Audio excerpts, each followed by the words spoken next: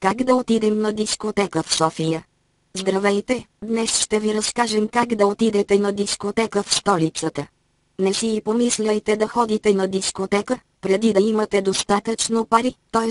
помолете мама за кеш. Много вероятно е в дискотеката да откриете бъдещата си съпруга, а вие не искате да изглеждате беден пред нея. Не допускайте да ходите с градския или с такси на партито. Нали не искате да ви сметнат за бълък, който няма пари за кола? Ако баща ви няма хубава кола, намерете приятел с такава. За да привличате внимание в дискотеката е добре да ходите на фитнес редовно. Сега не е лято, тренирайте само ръце и трапеци, без това от дрехите никой няма да забележи другото. След като имате пари, кола и физика е време за малко стайлинг. За да сте оборотен тарикат трябва да приличате на мангал от северозападна България. Гелът по косата е задължителен, заедно с черни очила на главата. Часовникът. Не давайте много пари за скъпи оригинален часовник, вие не сте бизнесмен. Вземете си нещо голямо и тежко, поне колкото водомер. Друго важно условие е да имате iPhone, за да може да чатите и да се отбелязвате от дискотеката. Как иначе ще разберат хората къде сте били? Не забравяйте за ланеца. Ланецът трябва да е тежък право пропорционално на теглото ви. Ланецът ще ви направи моментално цигански шанаджия тип Тони Стораро. Когато влезете вътре, се предвижвайте с гръб към стената, за да не отнесете някой твърд предмет без да разберете откъде ви е дошло. Ако влезете в дискотека без голяма компания, е все едно да влезете с табелка с надпис "Пребийте ме". Внимавайте с кого си правите керия в дискотеката, за да не усетите целия фолк клуб по главата ви. Почти задължително е да си направите ММА турнир в дискотеката. Ако решите да пушите пура в дискотеката, си вземете такава от 1,50 лв, тя най-много ще подхожда на ризата от илиенци.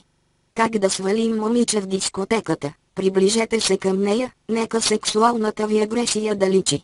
Гледайте я право в очите, когато сте на една ръка разстояние, и кажете, с най-сериозен тон: "Ай себем". Ако откаже, използвайте по-силната си ръка, за да нанесете прав удар в областта на черепната кутия, като за предпочитане е брадичката. Внимание! Преценявайте на кои момичета да прилагате този метод за свалка, известен още като фолк-тупалка. При неподходящ избор има опасност да бъдете залян от буря тупаници, шутове и псовни от приятелите на момичето. Знайте, че в дискотеката такова нещо като честен бой няма, така че балтия в брукляна, шут в топките или бутилка в челото не са нещо необичайно.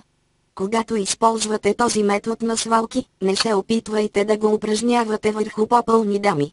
Не само, че ще ви направят суплес, надгробен камък, обратна съдбата и 6-1-9 от въжетата, но и ще ви наебат.